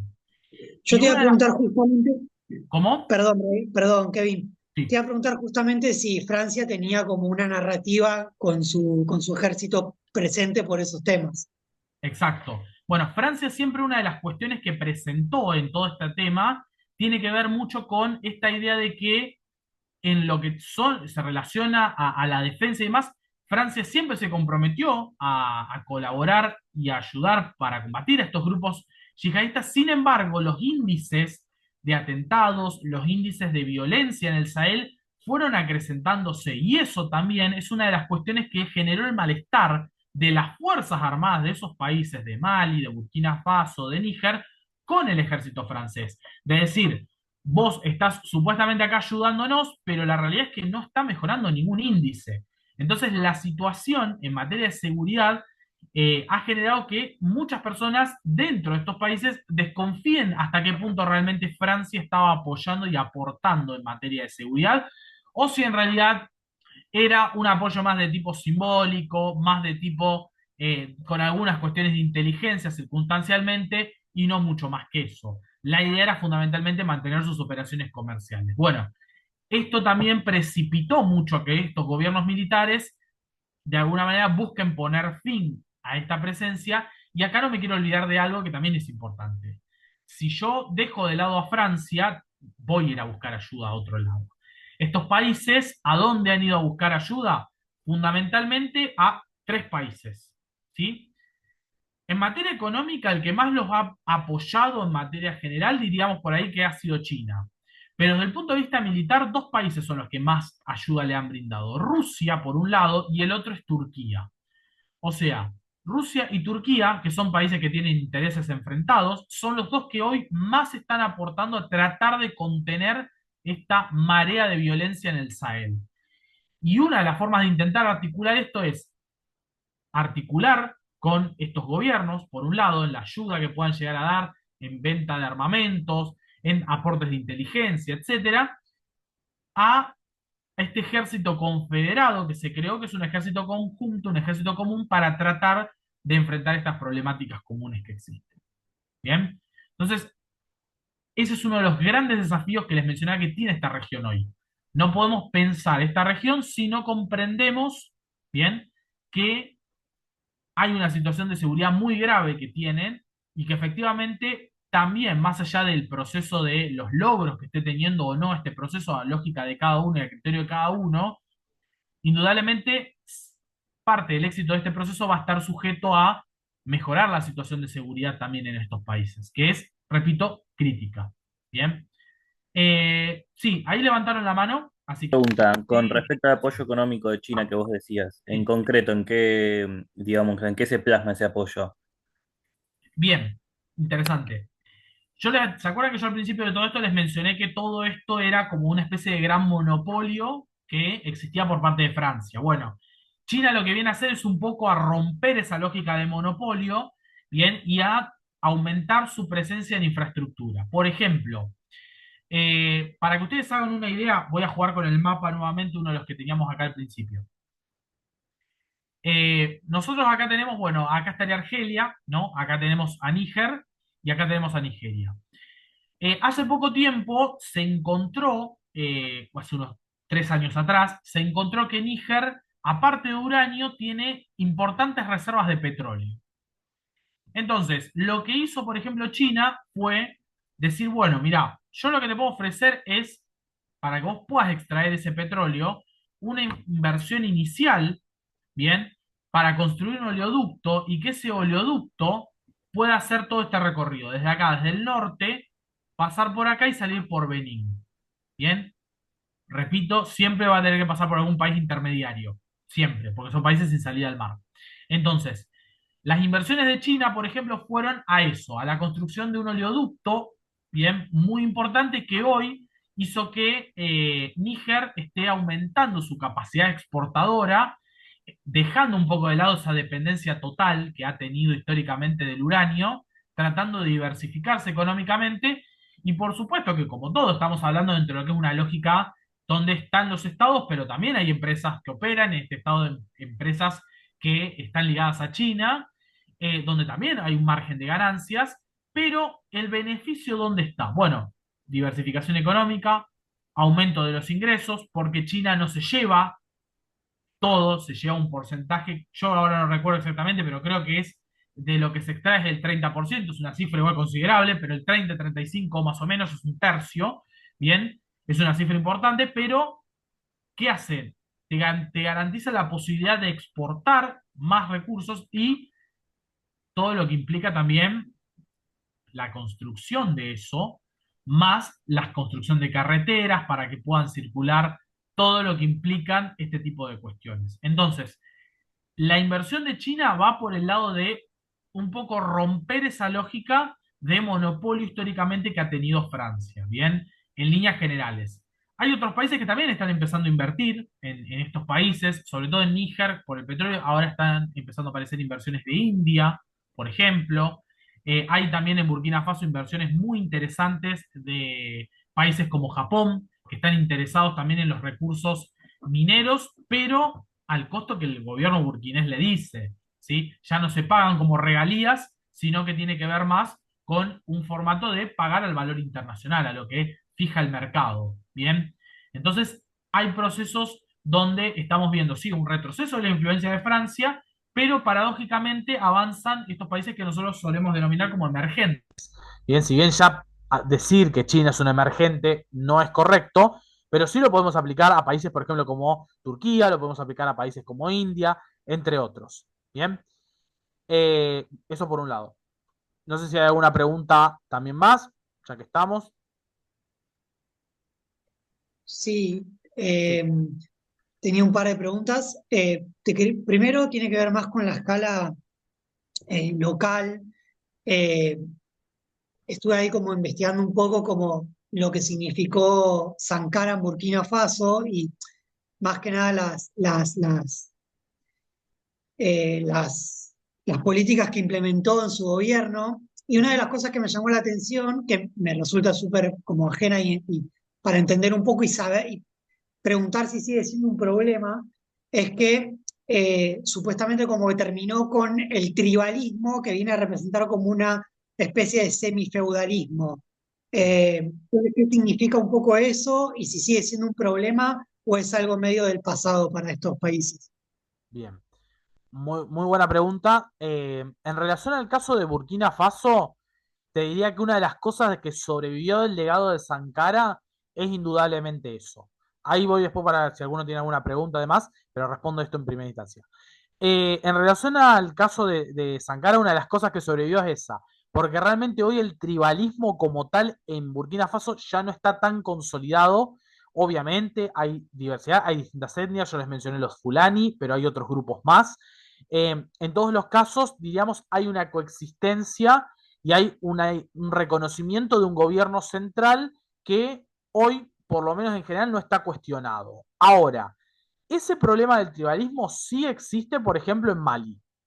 Bien, ¿se acuerdan? A mí me gusta mucho jugar con los mapas, por eso vuelvo siempre acá. Acá nosotros tenemos a Mali. ¿Se acuerdan que yo les dije que, por ejemplo, países como Mali tienen la particularidad que el sur está más ligado a la tradición de cuestiones ligadas a veces a tribus y demás, mientras que el norte hay una tradición, por ejemplo, más árabe y demás. Hay en el norte, por ejemplo, también presencia de algunas tribus que son tribus tuaregs. Para quienes no lo saben, los tuaregs son estos famosos hombres del desierto que circulan de un lado a otro, que su tradición es fundamentalmente ser nómades y que básicamente pensemos que para la lógica de un tuareg, que básicamente vive en el desierto, estos límites que ustedes están viendo acá, estos límites geodésicos en línea recta y demás que conocemos, para un tuareg no existen. Digo, para un tuareg el desierto es su hogar, entonces el tuareg está hoy acá y mañana está acá y mañana está acá. ¿Me explico? Va pasando por distintos lugares. Entonces, eso genera un problema para estos países que es, bueno, ¿qué pasa cuando hay algunos de estos grupos que no se sienten representados con la idea, por ejemplo, no sé, de tributar para un Estado? ¿Bien? O de brindar servicio para un Estado. Entonces, países como Mali hoy enfrentan este problema porque, por ejemplo, en el norte de Mali hay grupos que plantean la idea de una región autónoma, hasta de alguna región independiente, que es la región de Azawad, que es básicamente acá, al norte de Mali. Entonces, ese es un problema para países como Mali hoy. ¿Sí? ¿Y cómo lo intentan sostener estos gobiernos? Bueno, básicamente proponer mayor autonomía para la región, firmar con los que estén de acuerdo con mayor autonomía y los que no, los que quieren la independencia del territorio, bueno, se los combate. ¿Por qué? Porque ahí el discurso de estos gobiernos es considerarlos separatistas directamente, que quieren crear un Estado nuevo. El criterio que se aplica en la mayoría de los países cuando aparece una lógica de algo que se quiere separar o emancipar. Entonces, el tribalismo existe, sigue consolidado, sobre todo el caso más grave te diría que es el de Mali hoy, donde está muy latente. En Burkina y en Níger está mucho más apaciguado, ¿bien? Porque ahí los gobiernos centrales son bastante más sólidos y no está esta amenaza tan latente de separatismos o de procesos independentistas. Así que, respondiendo un poco a la pregunta, me animaría a decir que va bastante por ese lado. Una dice, a pesar de cierta hostilidad de estos tres países a Francia, ¿mantienen algún tipo de vínculo? ¿En qué aspectos? ¿O han roto todos los vínculos políticos, económicos y militares? Bien. En términos militares, los acuerdos se rompieron completamente. En términos políticos, la relación es formal, pero ya no hay prácticamente contactos ni asesoramiento ni nada de ese estilo. Son solamente contactos formales, ¿sí? Que responden más al campo de la diplomacia sin un impacto por fuera de eso. Y en el plano económico, ojo, se mantiene. Por eso yo les menciono acá una de las cuestiones que aparece, que es el proyecto de la unidad monetaria. Estos países quieren crear una moneda conjunta que aparentemente se llamaría Sahels. Bien, este proyecto de esta moneda conjunta, ellos la están proyectando para el 2027. Bien, o sea que proyección a largo plazo acá. No estamos hablando de algo que se va a solucionar ya. Porque la idea que tienen es justamente terminar de romper con la atadura financiera que tienen con Francia, el franco CFA en este caso. Bien, ¿cómo romper con el franco CFA? Y la única forma es crear una moneda propia. Pero para crear una moneda propia, lo más importante y lo fundamental es que tengas reservas propias de oro, ¿sí? Acumuladas durante años. Ese es el proceso que estos países empezaron y que puede llevar un cierto tiempo. Así que esa sería un poco la respuesta a esa pregunta. No sé, ¿otras preguntas que haya? Y la otra era, ¿cómo se elegían las autoridades de estos tres países antes de los golpes de Estado? Bien, buena pregunta también. En términos generales, hablamos de tres democracias débiles, igual. ¿Por qué? Porque la realidad es que, salvo el caso de Níger, los otros dos tenían historiales de varios golpes de Estado y la situación es que estos gobiernos siempre fueron acusados de clientelistas.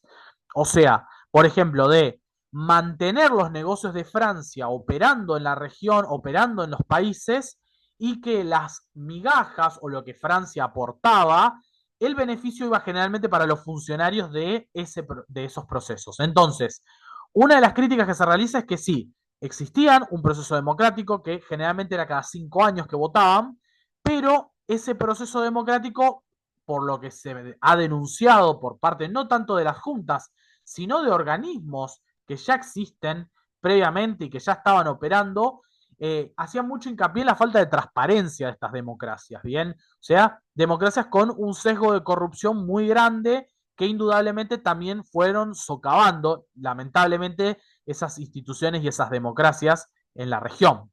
Así que diríamos que el panorama es, las votaciones existían, sí, pero la credibilidad, la crisis de representación, la crisis política que tenían estos países era muy frecuente justamente a raíz de, pienso en los índices que sacaba The Economist, que son los índices de transparencia que miden básicamente la corrupción que tienen los gobiernos, y los países del Sahel siempre tuvieron índices muy altos. Así que ahí tenemos un poco quizás la respuesta general a esto. Si hay relación entre el problema del yihadismo, entre los tuaregs y las minas de uranio en Níger y Mali. Bien. Buena pregunta también porque ahí la realidad es que, a ver, estos grupos en sí mismos no controlan esos recursos porque básicamente no les interesa controlarlos.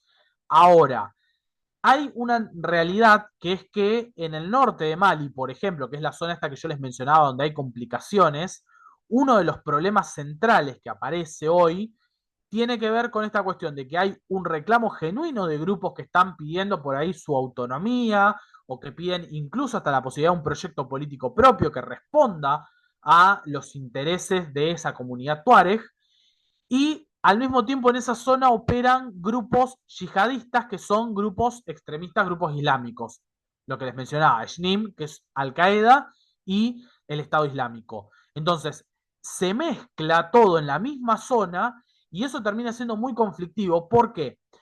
Porque los grupos yihadistas sí buscan controlar esos recursos, buscan controlar las minas de uranio, buscan controlar las minas de oro, buscan controlar los recursos que están en juego en esta región. Entonces, hay inevitablemente una confrontación donde hay grupos autonomistas, hay grupos yihadistas y al mismo tiempo están los estados intentando mantener el control o recuperarlo según la situación. ¿Bien? Pero en pocas palabras, eso sería más o menos el pantallazo que por ahí podemos dar, ¿no? Hay distintos actores en confrontación, por lo menos. Contar como el tema del efecto contagio en los países de la zona. Tengo entendido que hay algo en Chad, en República Centroafricana, y si la Confederación del Sahel está capitalizando y generando una agenda con ese contagio. Excelente. Me diste el pie exacto para seguir avanzando con la presentación. Así que avanzo con eso porque se conecta justamente con esa cuestión. Bueno, justamente en relación a eso, hoy podemos decir que todo el proceso del Sahel un poco que está siendo un proceso de inspiración para muchos otros países. Y acá me quiero detener un segundo, porque acá viene el factor interesante. Vieron que nosotros hablamos que el Sahel, el proceso en el Sahel con estos tres países, de manera general, estuvo marcado siempre por gobiernos de facto.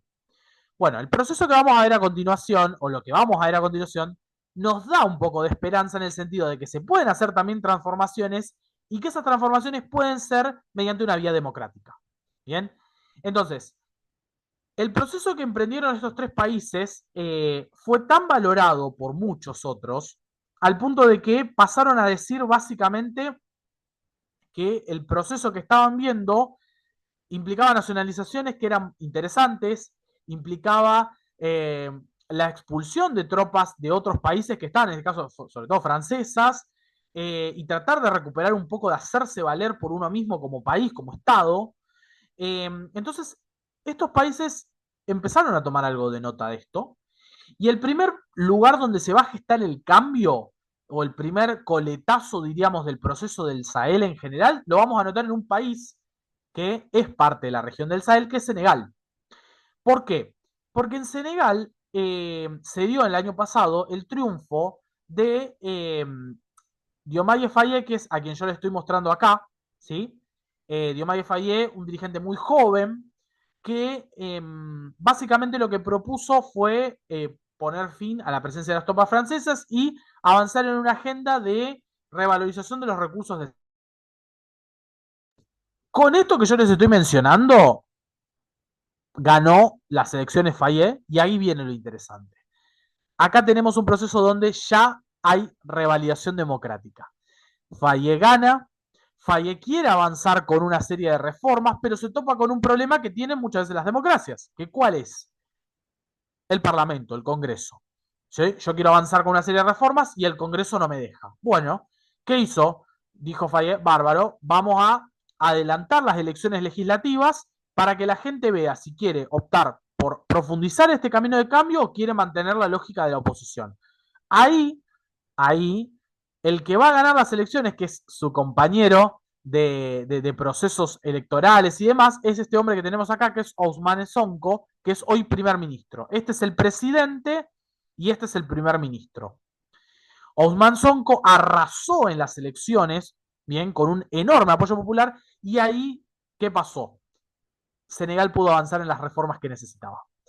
Primera cuestión importante, poner fin a los convenios de tropas francesas en el país, expulsar a los ejércitos que estaban en el país. En este caso, sobre todo Francia, porque es el único que tenía presencia.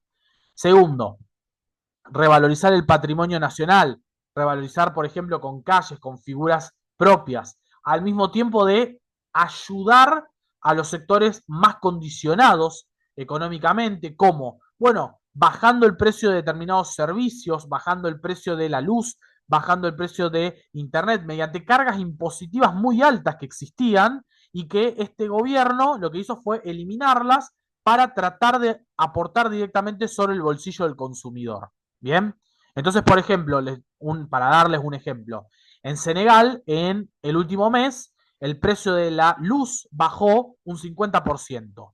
¿Y por qué bajó un 50%? Por esto que les estoy mencionando. Bien, porque hubo un proceso ahí de rebaja impositiva que impulsó el propio Estado. O sea, fíjense que hay un poco de todo también acá. No es que todas las medidas están pensadas en una sola dirección. Hay un poco de todo. Si el proceso de Senegal es interesante, también tenemos otro proceso interesante hoy en Ghana. Y Ghana lo tenemos acá. Bien, en Ghana, que yo les mencioné, un país muy rico en oro, para que ustedes hagan una idea, el primer productor de oro de África,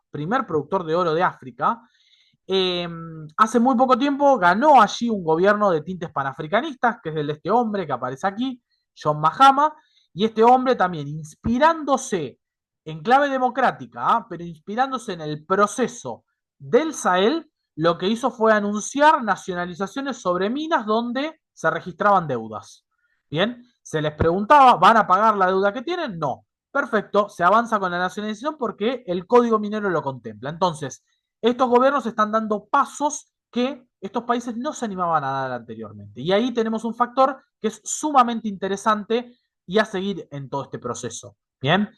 Y otra cuestión más es que también el caso tanto de Senegal como el caso de Ghana, como son países que están muy cerca, Ghana limita con Burkina Faso, Senegal con Mali, son países que lo que están diciendo es, a ver, somos todos panafricanistas, tratemos de evitar esta idea de porque son gobiernos de facto, los tenemos que condenar y son enemigos nuestros.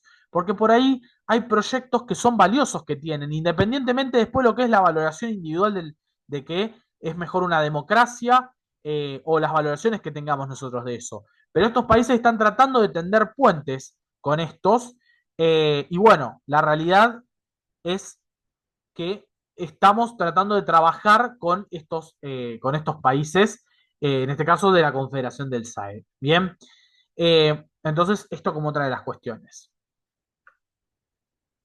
Y otros dos países, para cerrar, que están también inspirándose un poco en esto, todo mediante procesos democráticos, esto es lo valorable, tiene que ver con el caso de una mujer, la primera mujer que llega al poder en África del Sur, que es Netumbo Nandi, en Namibia, el país que tenemos acá al sur. ¿Se acuerdan que yo les dije al principio que es una región mucho más estable?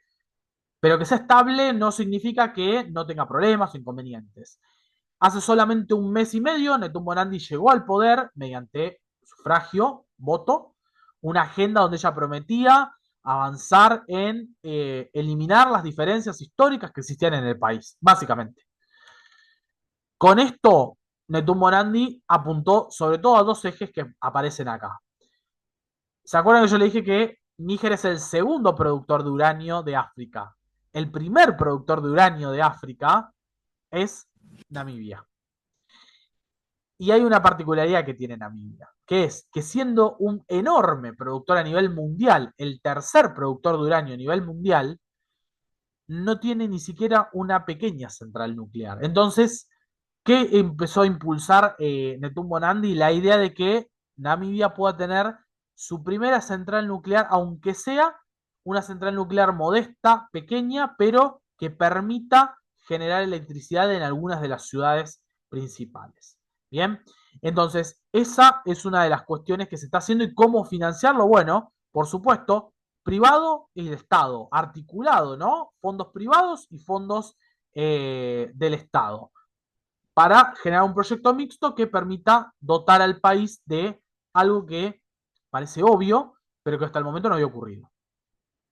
Y lo otro que se anunció muy interesante, nosotros en Argentina lo tenemos muy consolidado ya desde hace mucho tiempo, pero es el proceso de la gratuidad en la educación superior, tanto en terciarios como universidad. Y uno dirá, son gastos, porque puede pasar el que mencione que son gastos, sí, pero al mismo tiempo lo que se anunció es un recorte en otras áreas donde se consideraba que había derroches y esos recortes que había en áreas donde se consideraba que había derroches innecesarios, que no estaban dando ningún beneficio al país, se los redireccionó para poder garantizar esto.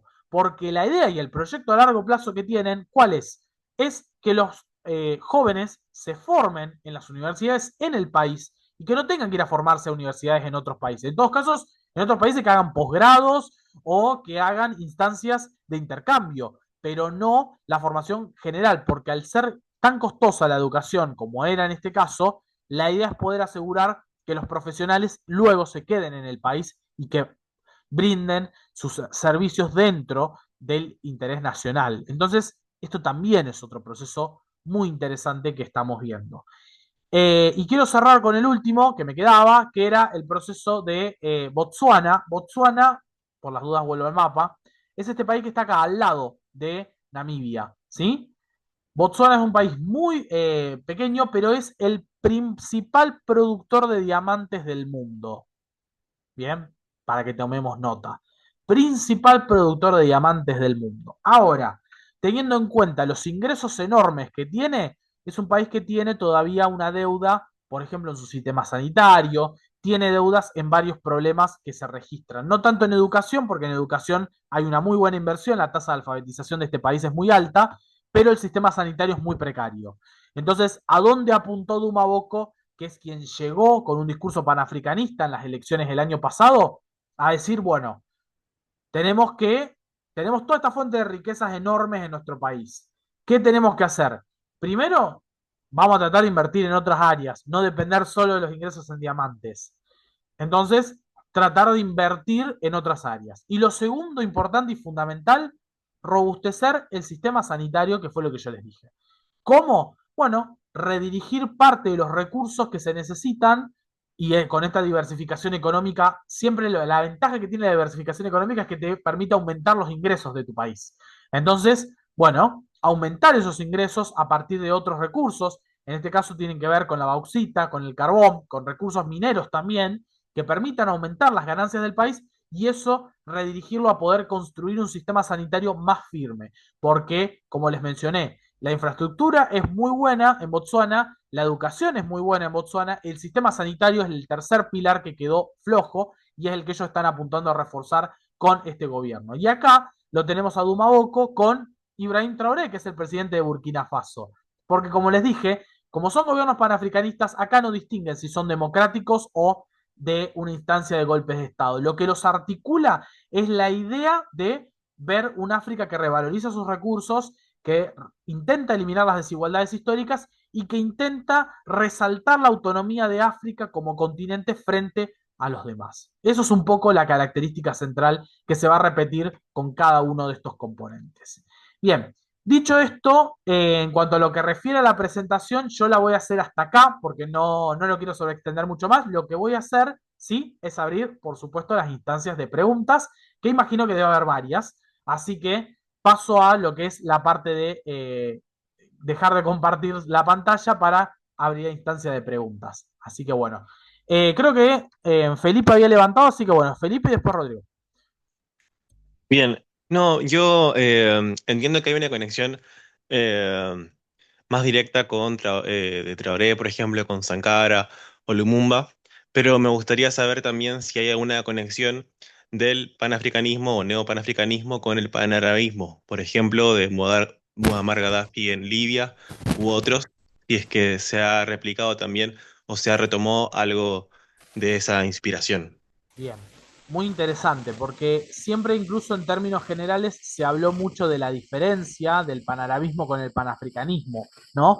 Esta idea de como que eran dos corrientes que no podían confluir, mientras en el panarabismo teníamos a Nasser, en el panafricanismo teníamos a Lumumba, y parecía como que costaba encontrar puntos de entendimiento. Creo que un poco este proceso que está ocurriendo en el Sahel, como justamente ocurre en una región muy particular, es una zona de transición, un poco lo que intenta es eliminar estas diferencias históricas y tratar de generar un proyecto donde se articulen elementos del panarabismo, el respeto a lo que es la cultura islámica que existe en muchos de los países del norte del Sahel y al mismo tiempo articular con lo que es el pensamiento panafricanista del orgullo, ¿bien? Y la revalorización de recursos. Entonces, yo en lo personal, si me preguntás a mí, noto que si hay un lugar donde se puede llegar a articular de manera más correcta esto del panafricanismo con el panarabismo, indudablemente es el Sahel, porque cumple con los requisitos como zona de transición cultural y geográfica.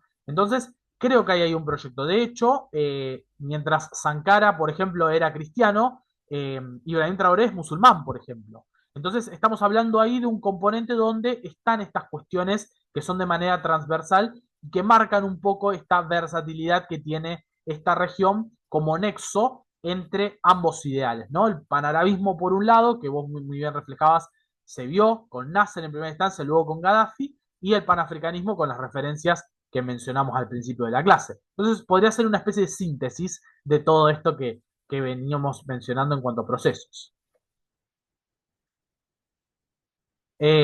Christopher, no sé si levantaron ahí la mano. Hola, buenas tardes. Yo te quería solo poner una pequeña pregunta que me parece que lograste responder a la que tenía con lo que explicaste al final.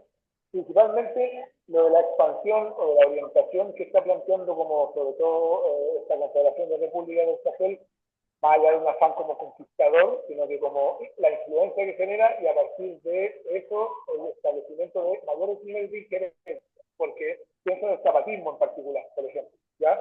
Que después de muchos años se instala en su zona, pero no logra permear el resto de la región con respecto a otras prácticas y todo lo que viene planteando la recuperación de recursos y todo eso. Entonces, me gustaría que se pudiera hacer alguna referencia con respecto a eso.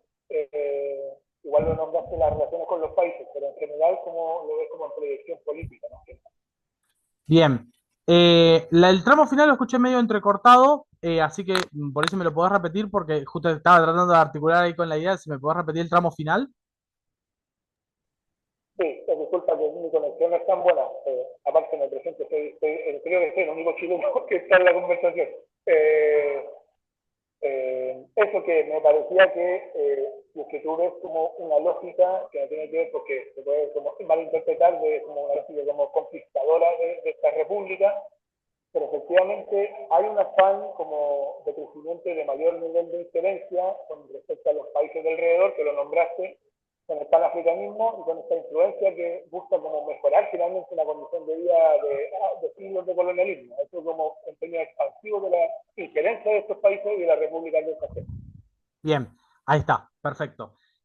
Sí, a ver, yo siempre digo que todos estos procesos tienen un factor articulador central que es también, puede ser un problema futuro, que es la cuestión del personalismo, ¿no? Entonces yo creo que dentro de lo que refiere al proceso en sí mismo que estamos viendo, yo creo que todas estas figuras se convierten en referencias, por ejemplo, yo siempre menciono el caso de Ibrahim Traoré, pero el hecho de que todo recaiga tanto en ese personalismo hace que por ahí el día de mañana pueda generar un exceso de confianza en ese personalismo y que pueda incluso hasta ser contraproducente para el proceso en general, pueda llegar a resultar en alguna cuestión de una burocratización del proceso y demás. Ahora, de momento, indudablemente, hay una figura que tracciona muy fuerte, como en este caso es Traoré, que un poco también tiene mucho que ver con estas reminiscencias de Sankara, tiene mucho que ver con todas estas reminiscencias de lo popular que existió ya previamente en la región, ¿no? Un poco ese componente, si se quiere, nostálgico. Entonces, yo creo que indudablemente hoy la idea en líneas generales de muchos países es seguir parte de los puntos positivos de esta agenda que ha tenido la Confederación del Sahel, pero adaptada a lo que son estos gobiernos, por ejemplo, bueno, los países como decíamos, Ghana, Senegal, Botsuana, Namibia, en clave democrática, separándose de la forma del método, pero no así del objetivo final, que es al fin y al cabo profundizar este tipo de vínculos, y ahí uno de los pilares fundamentales es tratar de no considerar al otro, en este caso estos gobiernos militares, como necesariamente enemigos, ¿no? Sino como, a ver, gobiernos que tienen sus particularidades y que pueden llegar a ser utilizadas o empleadas en favor. Ahora, los beneficios hoy de todo ese proceso que les estoy mencionando en el Sahel se están viendo en cuestiones como, por ejemplo, no sé, mejoras en la educación, mejoras, en educación me refiero a la apertura de escuelas, mejoras en el sistema sanitario, por ejemplo, en Burkina Faso han presentado unidades móviles, que son clínicas móviles para las zonas rurales, lo cual por ahí pensar en países donde las extensiones son considerables, donde también nos encontramos con una infraestructura que a veces no está del todo consolidada y donde a veces los hospitales, por ejemplo, se concentran solo en grandes ciudades. Bien, entonces, pensar en clínicas móviles, pensar en este tipo de instancias que ya existen hoy en Burkina Faso a partir de este cambio, implican también en una mejora en el aporte que se le puede hacer a las personas de a pie. Ni hablar las ayudas que se le vienen dando a los productores de alimentos y demás, que tienen que ver con subsidios, con aportes e incentivos que se le da para que puedan producir, incluso con maquinarias que desde el Estado les facilitan para que puedan aumentar su producción. Entonces, esto es un poco en rasgos generales lo que podemos decir dentro de lo que es este proceso, ¿no? Muchas gracias, estimado. Bueno, ahí me preguntaban en uno de los chats que estaba justamente leyendo la cuestión de si hay algún tipo de intervención de Estados Unidos. La intervención de Estados Unidos en esta región es muy limitada, es más que nada presencia francesa y bueno, actualmente una presencia, como les mencioné, de Rusia y de China que está creciendo. Pero la presencia de Estados Unidos en el Sahel en particular es bastante limitada. Estados Unidos tiene más influencia en todo lo que es, diríamos, el oriente de África, en todo lo que es Kenia, en partes específicas donde tiene acuerdos con países como Ruanda, etcétera. Va más por otro lado, o con Marruecos en el Magreb, ¿no? Pero no tanto en esta región en específico. Bien, no sé ¿Hago si... una pregunta? Sí, obvio. Ahora se vienen elecciones en Costa de Marfil. ¿Hay algún candidato que tome estas banderas de los estados del Sahel? Bien. De momento hay varios que han presentado de intención. La cuestión es si, a ver, para mí la clave en las elecciones en Costa de Marfil va a ser si logran ir todos unidos bajo en algún momento una misma bandera. O sea, que logren no dividir el voto panafricanista, sino ir todos detrás de un solo candidato. Porque Costa de Marfil es hoy por hoy uno de los últimos reductos que tiene Francia en cuanto a lo que es esta región de África Occidental. Porque el gobierno que está ahí, que es el gobierno de Alassane Ouattara, es un gobierno que está muy alineado con Francia. El año que viene están las elecciones, puede llegar a perder Ouattara, pero que pierda va a estar sujeto indudablemente a la articulación que logren los panafricanistas. Si no, puede Ouattara poder resistir en este caso. Y hay otros casos más porque también están las elecciones en Benín, otros países también de esa región donde está la influencia francófona muy fuerte y donde el panafricanismo está creciendo muy rápido. Entonces, yo creo que vamos a escenarios donde en términos eleccionarios se van a polarizar fuertemente. Vamos a tener, por un lado, los candidatos más alineados con la posición histórica de Francia y por otro lado, los candidatos panafricanistas que más que por ahí mirar al proceso del Sahel en sí mismo, se van a inspirar en las victorias que tuvieron en Ghana, que tuvieron en Senegal, un poco también porque el mensaje puertas para adentro tiene que ser todo este proceso de transformaciones, de reformas, lo queremos hacer mediante un proceso democrático. Entonces, conviene mucho más pegarse a los ejemplos de estos países y no tanto a los de la Confederación de Sahel, a los cuales sí se les puede elogiar desde otro punto de vista, no tanto desde lo institucional y democrático, porque ahí hay obviamente un déficit notable. Brian, la verdad que un lujo tu clase, nos abriste un panorama enorme de un montón de procesos que están teniendo lugar actualmente, además en esos países que históricamente, digamos, siempre aparecen en las estadísticas o en los informes como los países que están en el fondo de el ranking en la mayoría de los indicadores, ¿no? De educación, de producción económica, etcétera. Entonces, bueno, muchas de las cosas que planteaste son muy estimulantes para pensar estos países un poco fuera de algunos estereotipos y darles otra mirada, ¿no? Y a la vez porque también en tu planteo, al comienzo, por ejemplo, cuando empezaste hablando del Sahel y de cómo definirlo y todo eso, también es muy interesante y muy vinculado con algunos de los temas que nosotros hemos trabajado en la materia con el tema de, bueno, de cómo se regionaliza, ¿no? Con qué criterio se hace una regionalización, con qué Exacto, objetivo, ¿no?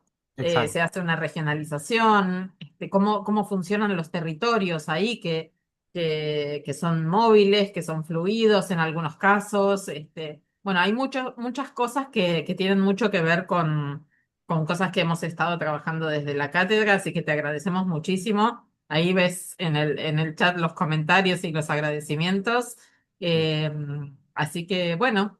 Un gusto haber contado con tu participación. Muchísimas gracias a ustedes por el espacio, a quienes también participaron con preguntas y demás.